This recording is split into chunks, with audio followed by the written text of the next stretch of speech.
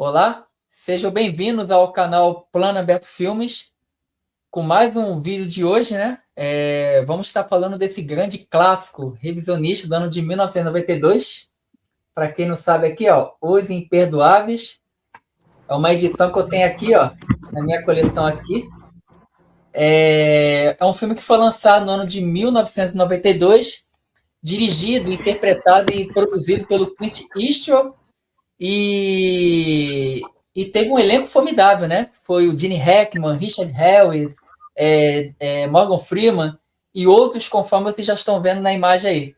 Um elenco formidável, né? É um filme de 1992 com uma fotografia maravilhosa, né? Conforme vocês já estão vendo na imagem aí, o filme já começa com essa fotografia aí maravilhosa, com esse vários ângulos de câmera, né? Que o próprio Clint faz isso no filme, faz com perfeição. E vamos estar falando hoje sobre esse filme aqui, né? Que para muitos, né, foi o último grande faroeste. Mas para alguns, inclusive para mim, foi o começo de bons faroestes que viriam pela frente. Os Imperdoáveis o Clint conseguiu fazer esse faroeste ser tão bom, tanto que se transformou numa obra-prima, que acabou que teve muitos faroestes que vieram depois, né? E acabou, muitos faroestes foram feitos, né? Graças ao Clint, né? Que fez esse filme maravilhoso aí dos Imperdoáveis, né, Ricardo? Isso. Seja bem-vindo, Marcelo. Obrigado, Seja bem-vindo aí ao nosso canal aí, Marcelo. Esse é o nosso obrigado, convidado, tá, Samuca. galera? É o nosso convidado aí de hoje aí para falar do filme aí. Então, continuando, né, o que o Samuca estava falando do filme, esse filme teve um orçamento de 14 milhões e ele arrecadou mais de 159 milhões mundial, né? Então, assim, ele se pagou 10 vezes, né, o valor que foi investido no filme. O roteirista do filme é o David Webb Peoples, né? Ele escreveu esse roteiro e, por incrível que pareça, ele estava com o filme Taxi Driver, né, do Martin Scorsese na cabeça. Esse roteirista talvez seja mais lembrado por causa de escrever o roteiro de Blade Runner, né? E o roteiro ficou badalando aí, de mão em mão, inclusive passou pela mão do Francis Ford Coppola, né, nos anos 80, que queria gravar o filme, mas não deu certo. E até chegar na mão do Clint, né? O Clint fez algumas modificações, principalmente com relação ao título do filme, né, que ele não achou muito coerente. E ele convidou, né, o seu elenco, inclusive o Gene Hackman não queria, né, fazer o personagem Little Bill. O Clint conseguiu convencer ele por causa da questão do teor, né, da violência, né, que não seria uma violência gratuita, né. E esse filme, ele, como eu falei, né, ele fez sucesso de bilheteria, sucesso de crítica. A história, né, que é a história do William Money, né, do seu parceiro Ned Logan, e como eu falei do Gene Hackman, o delegado Little Bill, ela acontece no ano de 1880, né? Mas assim, né, fala um pouquinho do Clint. Semana passada, acho que foi semana passada, né, o Clint completou 96 anos. Eu tenho uma foto aqui. E até o ano passado, ano retrasado, o Clint... Opa, não é essa aqui não. O Clint estava trabalhando ainda. Ué, agora vai. Ele fez 96 anos, ele declarou que aposentou, né? E até alguns anos aí ele ainda estava fazendo filmes ainda, né? Fez Jurado número 2. E Os Imperdoáveis foi o último filme de western que ele fez, né? Que é considerado um clássico. Porém, e eu vou perguntar agora para o Marcelo, a gente tem o western tradicional, né? A gente teve década de 40, década de 50, né? Principalmente o auge do western tradicional, né? Do western romantizado, do western que tinha vários elementos, né? Com o xerife, com os pistoleiros, índios e tudo mais. Dos anos 60 para frente a gente começa uma mudança, né? Com subgêneros, né? Tinha o western italiano, tinha o western revisionista, o western crepuscular. E aí vem minha pergunta para o Marcelo, né? Esse filme, Os Imperdoáveis, ele é um western revisionista, e o Marcelo fala o que é o western revisionista, ou ele é um western crepuscular? Aí o Marcelo fala também. Pode falar, meu nobre. Então, talvez o último grande western, né? feito até o eu particularmente eu considero um western híbrido, né, que tem as características do faroeste e que tem características do faroeste revisionista. Por quê?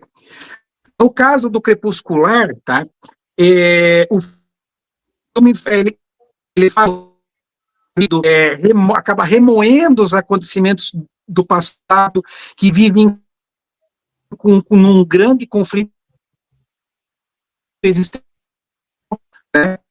Sofre com a morte da esposa, né? Tem que cuidar de um filho, né? E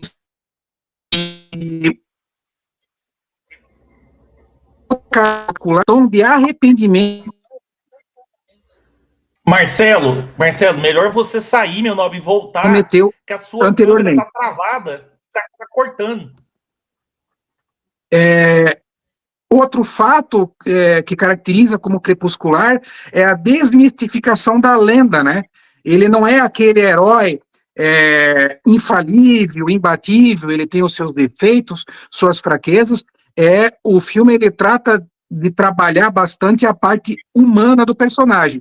Então, ele é crepuscular porque apresenta um personagem envelhecido, conta uma história, então, melancólica, é um personagem arrependido e desmistifica uma própria lenda. Agora, ele é também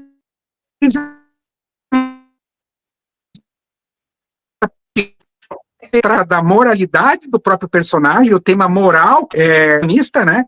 Então, ele trabalha a moralidade, uma característica do faroeste tipo revisionista, e ele trabalha a violência de uma maneira bastante direta e seca. Ele não estiliza, ele não hiperboliza a violência, né? E também ele quebra aquelas falsas lendas também, através do personagem do próprio English Bob, né?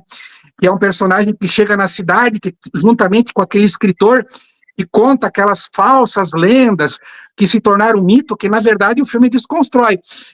O Clint, né, ele tenta colocar dentro da narrativa que muito das histórias que ficaram, né, mitológicas, muito famosas, na verdade não são bem assim, né? Então eu considero particularmente um filme que trabalha tanto as características do subgênero, do estilo crepuscular, e tanto as características do gênero, do subgênero revisionista, sendo um faroeste híbrido, né? Só acrescentar uma coisa, você falou do tom melancólico, né, do tom... Aquela canção, aquele violão choroso lá, do início do filme ao final do filme, né, ele é chamado de tema de Cláudia, né? E quem compôs ele foi o próprio Clint, né? E assim, foi muito bem encaixado, muito bem colocado durante o filme todo, né? Só acrescentando, o Clint, né, para quem não sabe, ele sempre foi muito ligado à música, principalmente ao jazz, à música instrumental. Então, sempre, praticamente, a maioria das obras dele, né, ele sempre compôs algumas canções que foram usadas no filme. E esse tema da Claudia Stem, né, que é a esposa dele, né, ele trabalhou também em parceria com o Lenny Niehaus, que foi o que compôs a trilha sonora, e dividiu essa composição que o Clint fez em 7 tons diferentes, que são colocados em momentos diferentes no decorrer do filme, né? Mas só querendo falar, né, que sempre o Clint, ele teve uma carreira dele, além de voltada no papel de ator, diretor, mas ele sempre teve muito ligada à música, né? Também convivendo com o Ennio Morricone, com o Sérgio Leone no começo ali, né? Não precisa dizer mais nada, né, Ricardo? O Marcelo, você acha que os Imperdoáveis, né, que praticamente revolucionou, né, vamos dizer assim, em todos os aspectos, como foi o filme, muitos faroés que vieram depois, praticamente, ali já nos anos 90 mesmo, depois do ano 2000, ele foi uma referência, praticamente, dessa levantada, já começando com Dança com Lobas ali em 1990, né? Mas aí você acha que teve uma referência, vamos dizer assim, até para próprio Quentin Tarantino, que fez 2 grandes, né, faroestes, né? Você acha que Os Imperdoáveis acabou se tornando essa referência para os próximos faroestes? Com certeza, é claro que depois dos Imperdoáveis foram feitos grandes filmes como Bravura Indômita dos irmãos Coen, O Ataque dos Cães da Jane Campion, mas assim, eu ainda particularmente acho, por ser um faroeste de camadas e englobar todas essas subcaracterísticas, esses 2 estilos, né, ele ainda permanece como um divisor de águas, né, sendo ao mesmo tempo o último grande faroeste, sendo ao mesmo tempo o último grande filme do Clint como diretor e como ator. Show. Ricardo? Vou trazer uma curiosidade aqui, né? Fazendo pesquisa sobre o filme, eu achei interessante. As botas que o William Munny, né, que o personagem usa, né? O Clint tinha guardado essas botas durante uns 30 anos ou mais. Essas botas ele usou durante a série Rawhide, né? E são as mesmas botas que ele usou na série lá no final dos anos 50. Né? Ele guardou, né? E usou elas durante o filme Os Imperdoáveis. Então, Marcelo, durante a semana a gente fez, lá no Novo Cine Debate, no Cinema de Arte, uma pergunta para os membros, né? Inclusive você respondeu também. Qual filme que pode ser considerado, não vou dizer melhor, mas mais assim a cara do western, né? Dança com Lobos ou Os Imperdoáveis, né? 2 grandes filmes que ficaram marcados, né? Porque eles ganharam, no final a gente vai falar mais sobre o Oscar, mas 2 filmes que ganharam o Oscar de melhor filme, né? O western tava meio que até final dos anos 80, tava meio que por baixo, né? Tava para baixo. E esses 2 filmes, eles meio que revitalizaram, né? O conceito do filme de western. Então, o que você acha? Quem é melhor ou os 2 estão no mesmo nível? O que você pode dizer para a gente? Então, interessante que são 2 filmes que são dirigidos e protagonizados, né, pelos atores, né? Então, o Kevin Costner, tanto no Dança com Lobos, ele dirige e atua, e o Clint, por outro lado, nos Imperdoáveis, também, o Unforgiven, né? Ele dirige e atua. São 2 faroestes com visões diferentes, né? De estilos diferentes, né? O faroeste o Dança com Lobos é um filme um faroeste de tom épico, né? Mais existencialista, que tem um cunho que trata mais da morte dos indígenas, dos índios americanos durante a conquista tipo do Oeste. Então é um faroeste também revisionista, porque ele aborda a questão indígena, então ele procura valorizar a questão indígena, a valorização do indígena, né, frente ao homem americano, frente ao colonizador, que em busca da conquista do Oeste acabou dizimando e pilhando os povos indígenas.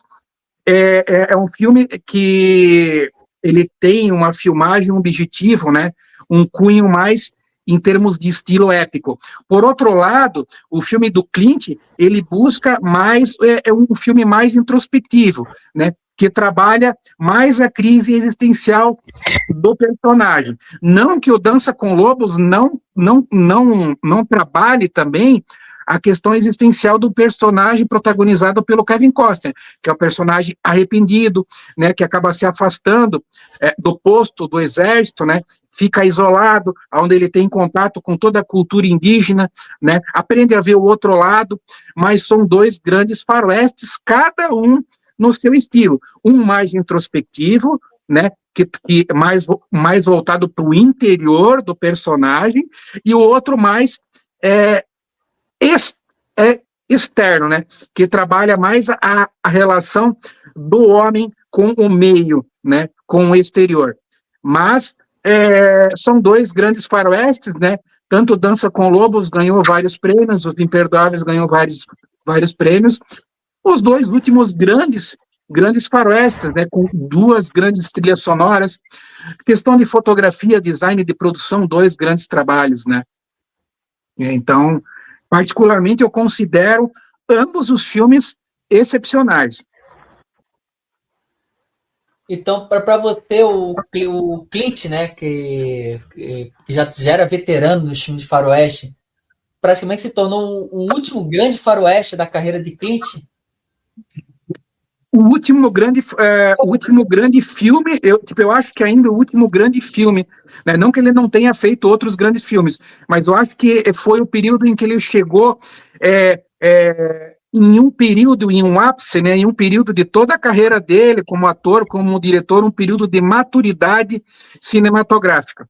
E ao mesmo tempo foi um filme de redenção para ele, né? Ele desmistificou aquela imagem de infalível Durão, né? Daquele herói brucutu, daquele herói durão que ele vinha do tipo do Dirty Harry, que vinha inclusive de outros faroestes que ele fez, como O Estranho Seu Nome, o Joey Kid, o Bronco Billy, né? O Cavaleiro Solitário, né? Pode ser considerado assim um anti-western, né? Aonde ele busca a redenção dele tanto como ator, como profissional, num personagem onde ele demonstra aquela toda a fragilidade, né? Quem estava acostumado a ver o Clint em toda a carreira dos filmes dele como o Durão, né, o Brucutu, né, acabou né, se impressionando um pouco, porque ele transmite, né, ele consegue transmitir a imagem dele cansada, o rosto todo né, amargurado, com aquela tensão de um homem que sofre por dentro, realmente, né? Então é um filme de um personagem que está morrendo por dentro, né? Então, a melhor atuação dele, né? Sem sombra de dúvida. Você falando aí, Marcelo, você considera, pelo menos eu considero, a primeira grande guinada na carreira do Clint, talvez no início dos anos 90, porque até o início dos anos 90 já tinha uma certa idade, já tinha feito de tudo, já tinha feito praticamente tudo, então assim, ele estava envelhecendo, né, e assim, talvez tá acabado, né, já a carreira já está terminando, e aí ele me vem com Os Imperdoáveis e ganha, rapa os prêmios daquele ano, né, e foi a primeira grande guinada, né? A segunda grande guinada, talvez, né, que eu considere, não sei se você considera, é o Menino de Ouro, né? Que lá ele ganhou de novo, melhor filme, melhor direção, né? Inclusive, quem trabalhou com ele, que foi o Morgan Freeman no primeiro filme, trabalhou nesse outro filme também, né? E ganhou o Oscar, né? Ganhou o Oscar de melhor ator coadjuvante. Mas uma coisa que você falou aí, deixa eu mudar aqui, mudar a gente aqui para me colocar aqui na tela. Você falou dos outros filmes que ele fez, né, dos anos 70 e tal. Nesse filme Os Imperdoáveis, tem uma passagem que o Clint flerta com outro filme que ele fez. Eu vou colocar a foto aqui. Que é o Joseph Wells, o Fora da Lei, né, que ele... Eu pensei que eu tinha deixado a foto aqui, gente. Deixa eu tirar uma aqui para me colocar ela. Porque tem uma hora que a gente vê, bem no início do filme, o William Munny, ele treinando, né? Ele treinando tiro lá, e como o Marcelo falou, do western crepuscular, né? Ele já é um personagem envelhecido, né? E assim, ele flerta com outro filme dele, que é o Joseph Wells, né? Que ali, as duas cenas, elas são muito parecidas, apesar de que na segunda imagem, né, que é dos Imperdoáveis, ele não acerta nada, né? Ele tem que ir lá pegar uma outra arma e dar um balaço lá para ele acertar, né? Exatamente. Tipo é interessante Pode falar. Tipo, interessante que essa foto que você falou, que ele tenta tirar ali na lata, né, e não consegue acertar, o filme já desde o começo faz questão de mostrar que ele é um personagem que tem os seus erros, né? Ele tem tantos erros que até a mira dele, né, para atirar acabou se perdendo, né? Então, e ele não se reconhece mais, né? Como, tipo, é interessante ele cuidando, tipo, dos porcos, fazendo os afazeres até domésticos, né? Caindo na lama. Isso para um cara que já foi um pistoleiro, que foi um grande cowboy, isso aí deve ser o fim, né? Isso deve ser o fim de carreira, né? Aonde ele, como pessoa, chegou ao fundo do poço, né? tipo, é interessante, né? E aproveitando, tipo, Ricardo, já que você colocou aquela foto, aquela belíssima imagem, né? Que você vê a grande parte do filme, 90%, foi filmado na província de Alberta, no Canadá, onde no Canadá. inclusive, que serviu de locação, né? E outras partes mais internas, né? Foi filmado na Califórnia, nos estúdios, mas 90% foi filmado na província tipo de Alberta. E foi um trabalho, né? Que a gente não pode deixar de citar, né? Quem fez essa cenografia e foi responsável pelo design de produção foi o Aaron Bernstein, que ele foi um parceiro bastante importante em toda a carreira do Clint, tendo já trabalhado na Conquista da Honra, o Cartas de Iwo Jima, Sobre Meninos e Lobos, Menina de Ouro, e O Estranho Sem Nome, se eu não me engano, né? Então, parte do grande sucesso do Clint, né, também foi, né, essa congruência, esse alinhamento, né, de grandes profissionais que ele já vinha trabalhando, né? O próprio Lenny Niehaus, que fez a trilha sonora do próprio Burt, que é o filme que o Clint dirigiu sobre a vida de Charlie Parker. Então, o Clint tinha tudo na mão ali para poder fazer um filme, né, fantástico, né?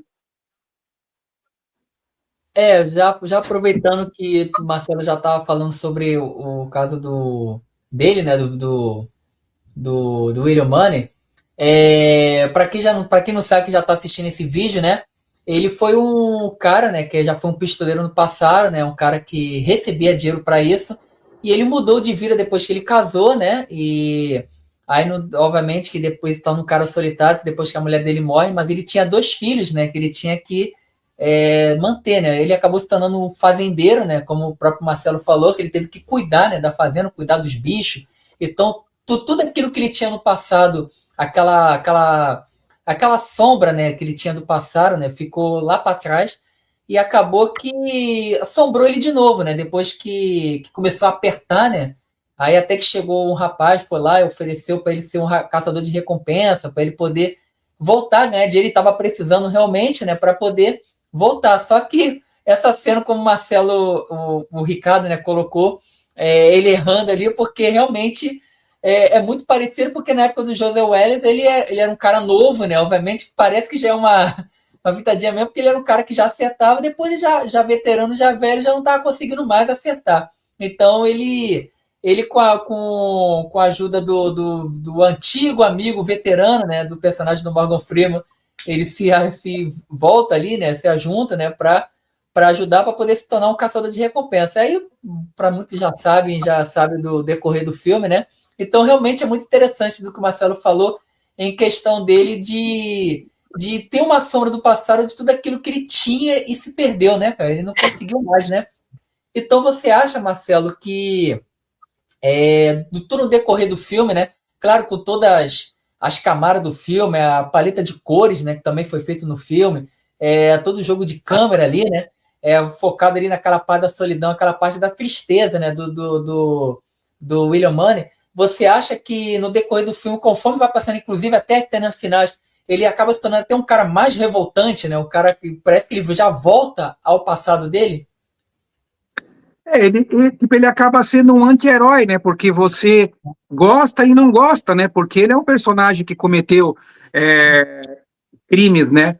Tipo anteriores, né? E ele sabe que ele não, né? Por mais que o personagem do Gene Hackman seja, né, durão, né? Também malvado, seja que ele tá lá como a lei, né? Mas você não consegue, ao mesmo tempo, né, tomar partido de nenhum dos personagens 100%, né? Isso que é interessante, né? Porque todos os personagens ali, ninguém é 100% perfeito, né? Então, ele faz questão de mostrar, né? Todos ali têm os seus defeitos, né? Cometeram os seus crimes, né?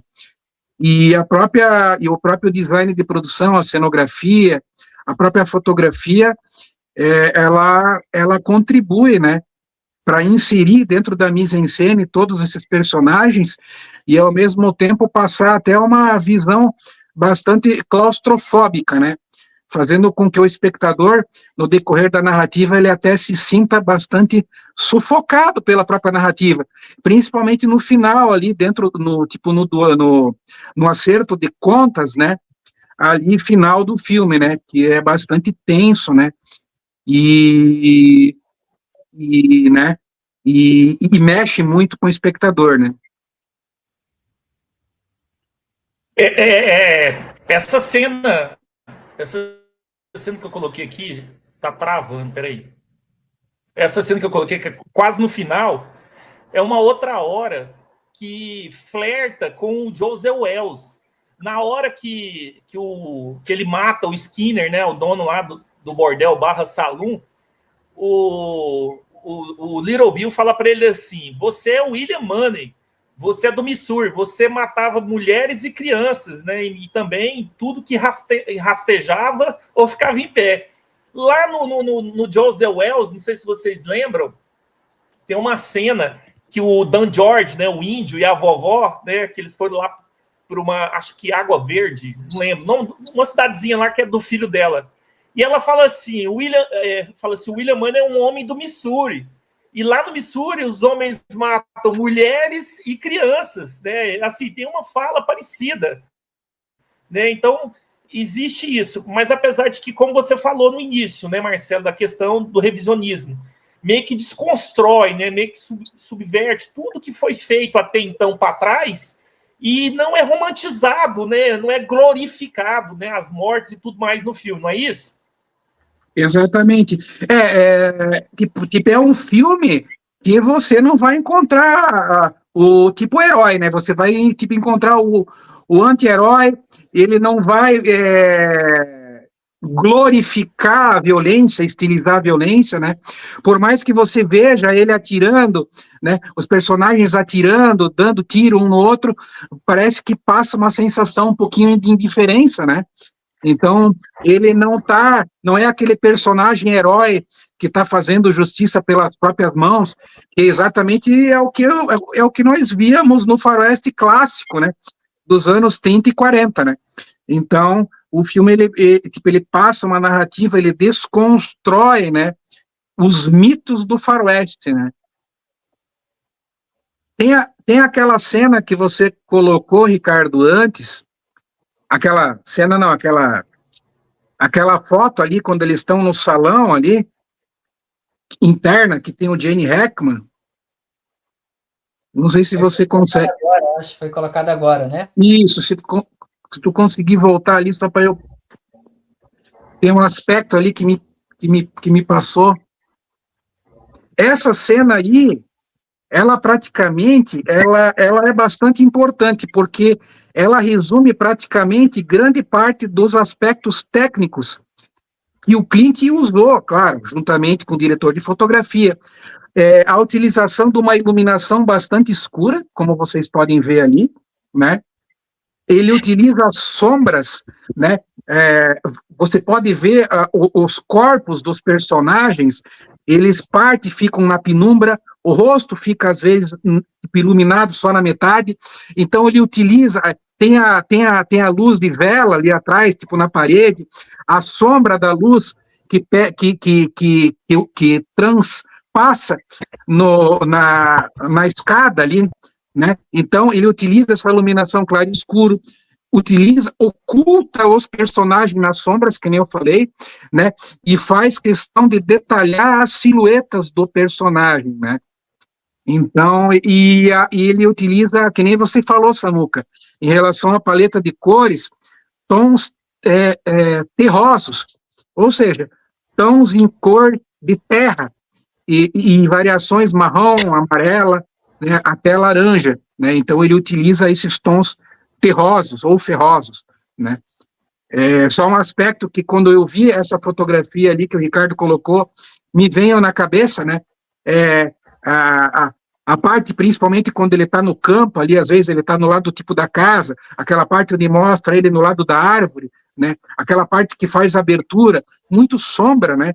Então, ele coloca muitos personagens, né? Esse fato de mostrar parte dos personagens, meio que escondido nas sombras, ele quer, na verdade, ocultar a moral, né? A própria moral que acaba esvaecendo, que acaba sendo perdida na própria sombra do contorno dos personagens, né? Bastante interessante esse aspecto. Deixa eu só dizer uma coisa. Só acrescentar uma coisa. Essa cena aí, o que vem depois, né? O que vem depois, que é o tiroteio, eu achei interessante uma coisa, talvez vocês não lembram. Lá atrás, quando o Little Bill ele tá na casa dele, né? O English Bob já tinha ido embora, né? Ele ficou com o escritor dele, o Bishop. E aí ele tá conversando com o Bishop, e aí ele fala uma coisa, né? Eu deixo até anotado aqui. Ele fala o seguinte: saber atirar bem e ser rápido no gatilho não faz mal a ninguém. Não significa nada se você não tiver a cabeça fria. O homem que consegue manter a cabeça e não ficar nervoso no tiroteio, esse vai matar você. E quem é o que fica com a cabeça fria e mata todo mundo no tiroteio? William Money. Exatamente. William Money. E no início do filme, que ele está desconstruído, né? Não sabe atirar, não sabe subir num cavalo, não está dando conta de montar num cavalo. Quando ele descobre que o Ned morreu, né, que ele até bebe na hora, né, ele vira outra pessoa, ele vira uma outra personalidade. E nessa hora aí, o que o Little Bill tinha falado lá atrás, acontece tudo. Gente, assim, eu fiquei observando e lembrando, na hora que estava acontecendo tudo, as palavras do Little Bill. Ele morreu pelas próprias palavras. Mas é interessante se você ver, Ricardo, desde o início do filme e no decorrer de toda a trajetória, tudo o que ele havia esquecido em termos de habilidade, em termos de raiva, em termos de frieza, isso que você falou, a frieza na hora tipo de atirar, parece que aquilo, quando ele revive, né, quando ele é convidado a participar, né, de todo esse processo, né, isso tudo começa a vir à tona, né, tipo a bebida, né, o manuseio da própria arma, né, a própria frieza, né, a própria raiva, aquele instinto, né, que havia sido perdido, que estava lá no fundo, né, do corpo, da alma dele, né. Você nota que no decorrer, né, do filme o Clint ele trabalha, né, de uma maneira primorosa esses sentimentos, né, e exatamente o que você falou, foi a própria frieza dele que ajudou, né, que fez a diferença ali no final, né. Agora vamos chegar ao Oscar, né, Ricardo? Sim. A cena final aí do Gene Hackman, né, que foi a cena que praticamente ficou forte, né, para ele poder ganhar como melhor ator coadjuvante, porque foi sensacional a cena final na discussão com ele ali, com o William Money, né? E acabou que praticamente ajudou, né? Tanto que quando aparece das cenas, né? As principais cenas do filme do Gene Hackman é justamente essa cena final, né? Com ele ali, com a discussão ali com o William Money. Como é que a gente vai falar do Oscar aí, cara? Pode falar das premiações aí do filme. Não, isso. Só complementar o que você falou, que é bem interessante. O Little Bill foi alvejado, mas ele não tinha morrido, né? Aí ele fala pro William Money: eu não mereço morrer, né? Eu estava construindo uma casa. E o William Money fala para ele: não, mas isso não tem nada a ver com merecer. Aí ele fala assim: te vejo no inferno, William Money. Cara, é sensacional, meu nome. Então, o prêmio Oscar, né? Mas antes do prêmio Oscar, o filme teve... Deixa eu colocar aqui pra gente. Ele concorreu ao Globo de Ouro, né? Ele ganhou de melhor ator de drama, melhor ator coadjuvante, ainda teve indicações, melhor filme e melhor roteiro. No BAFTA, ele ganhou de melhor ator coadjuvante, ainda teve outras indicações, né? Melhor filme, melhor direção, melhor roteiro original, melhor fotografia e melhor som. E aí vem o Oscar, né? Deixa eu colocar no palco aqui.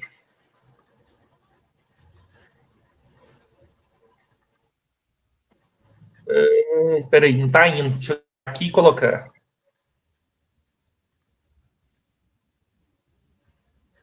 Agora vai. Não, isso aqui é do Globo de Ouro.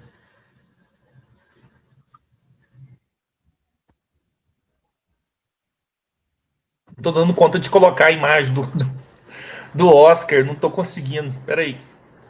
Para você ver, né, cara, que o Globo de Ouro teve menos premiação do que o Oscar, né?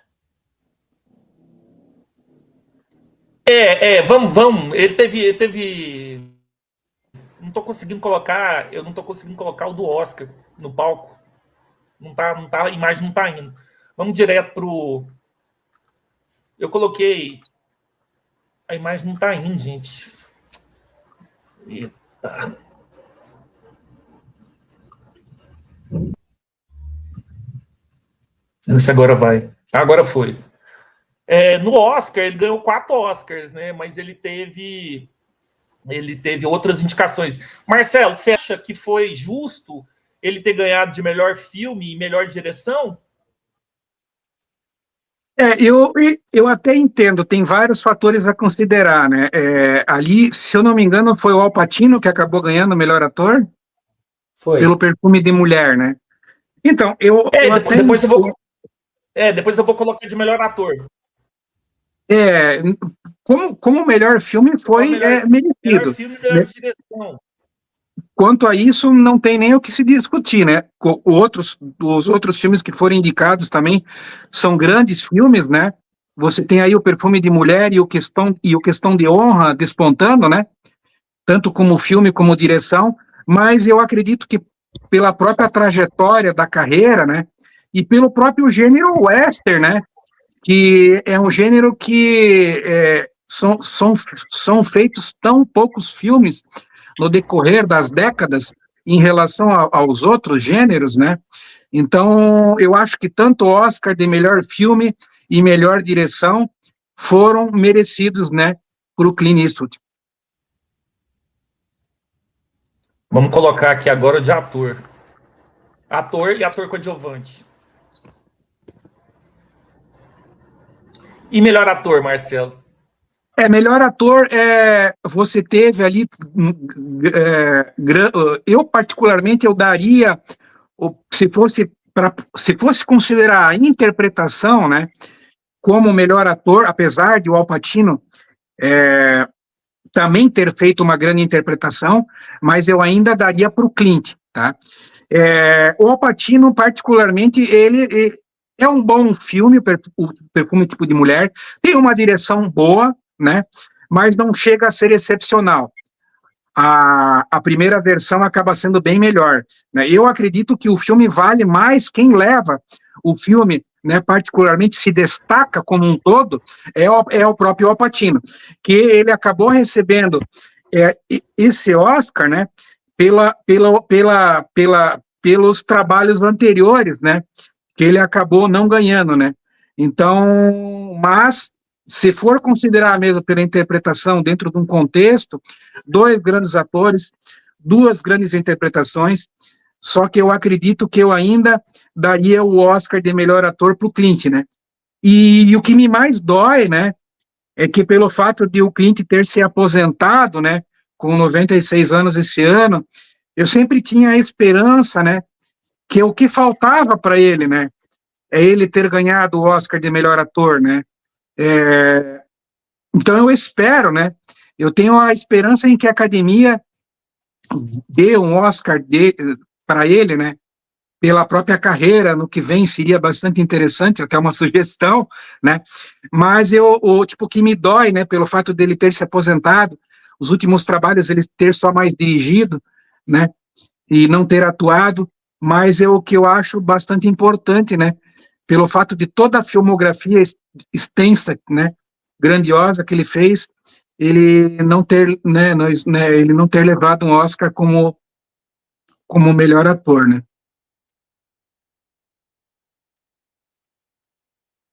Esse Samuca, Oi.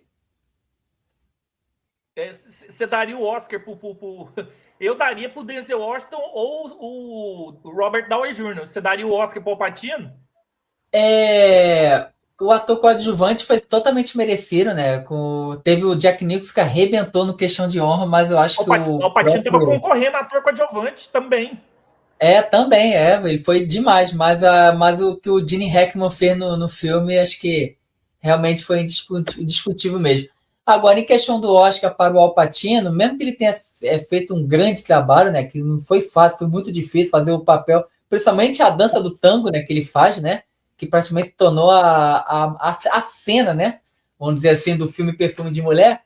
Mas eu acho que, mesmo que o Clint já tinha ganho, né, de 2 Oscars de melhor filme e melhor diretor, como o Felipe falou, né, o Ricardo com a gente, né, no último vídeo que a gente fez, né, Isso.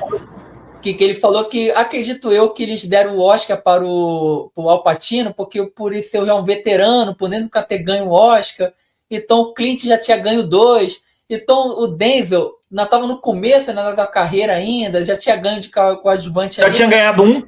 Já tinha ganhado um de coadjuvante, e o próprio Robert Downey Jr. no Chaplin, o primeiro praticamente filme, né, que foi o primeiro grande filme que ele fez na carreira. Então, obviamente, que a academia olhou assim, vamos entregar para o Al Pacino mesmo, pelo fato de ele ser um ator já veterano, que já fez vários filmes e não conseguiu ganhar o Oscar. Então, assim, mas se for por merecimento, eu daria o Oscar realmente para o Denzel Washington, pelo que ele fez no Malcolm X, que foi uma interpretação espetacular ali junto com o Dia de Treinamento, né? Eu acho que os dois ali, mesmo com grandes filmes que ele fez na carreira, mas esses dois aí, para mim, eu acho que sobressaiu totalmente. Ele saiu dele. Ele não, o Denzel não foi o Denzel, né? Foi o Malcolm X mesmo da vida real ali no filme, né? E o próprio Clint também, que foi demais. Também se ele tivesse ganho também de melhor ator, também não seria nenhum espanto, né? Que para mim todos foram fenomenais, né? Os 4 ali, pelo menos os 4 ali que disputou, Robert Downey Jr., Denzel Washington, Al Pacino e o Clint, para mim os 4 foram fenomenais. Então, para mim não seria nada de injusto se qualquer um dos 4 não ganhasse, né? Marcelo, para a gente finalizar agora, o que significa esses dizeres no final dos créditos, né, dedicado a Sérgio e Dom, meu nome? Essa cena final, esse plano aberto, belíssimo, né? O Clint utilizou, né, principalmente lentes nesses planos abertos, né? O uso de lentes teleobjetivas. Sim, né? Mas o que significa o dedicado a Sérgio e Dom? Foram talvez as duas figuras, os dois grandes professores, né, do Clint, né? Tanto o Sérgio Leone, que foi o professor do Clint na trilogia de Dólares, né?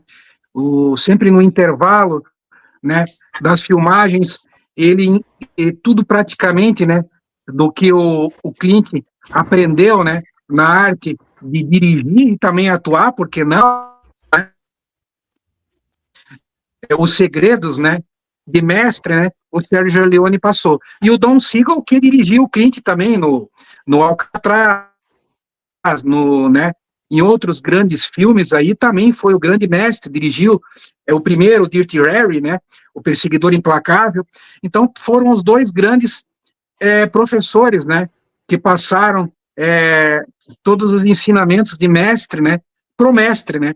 Então, talvez tudo que ele se tornou hoje, né, como ator, como diretor, né, toda essa carga, né, de conhecimento e teoria em termos de cinema, ele deve, né, e ele agradeceu, né, de maneira emocionante e bastante justa, né. Isso demonstra, até dá uma ideia, né, Ricardo, como se ele estivesse se despedindo ali, né, como se fosse um tom de despedida. Eu não sei se era a ideia dele ali na época, mas o fato de ser talvez o último grande filme de faroeste, né, ser o filme de faroeste, que significou uma ligação muito forte com o próprio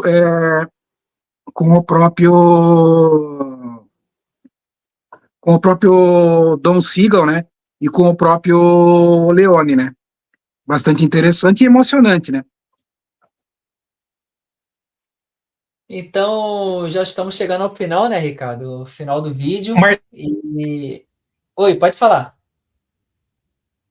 Eu acho que caiu a conexão aí do Ricardo aí. É isso? Acho que caiu, né? Acho que caiu a conexão dele. Já estamos chegando já ao final do vídeo, né? Já agradecendo aí ao Marcelo aí pela participação aí do vídeo.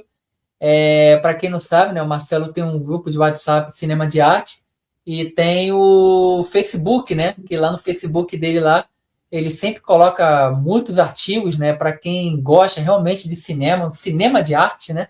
Então, você já está na descrição do canal, vai estar na descrição do canal o link do Facebook do Marcelo Cinema de Arte, que lá vocês vão encontrar muito conteúdo sobre cinema e principalmente artigos, né? Então, lá vocês podem ficar à vontade lá, que vocês vão ter muitos artigos lá para vocês lerem. Então, já vai estar na descrição aqui. E já estou, né, Ricardo? Já estou despedindo aqui da galera aqui, já estamos já no final do vídeo. E para quem não é inscrito no canal Plano Aberto Filme, se inscreva no canal. O link também está aqui embaixo, né, na descrição. E junto com o Samuca SC Filmes e o Novo Cine Debate, que é o canal do Ricardo. Então, já nos despedindo, já falando desse grande faroeste revisionista, né, que foi Os Imperdoáveis. Foi um bate-papo muito bom. E então, até o próximo vídeo aí, galera. Até a próxima, pessoal. Obrigado, Marcelo. Tchau, obrigado a todos.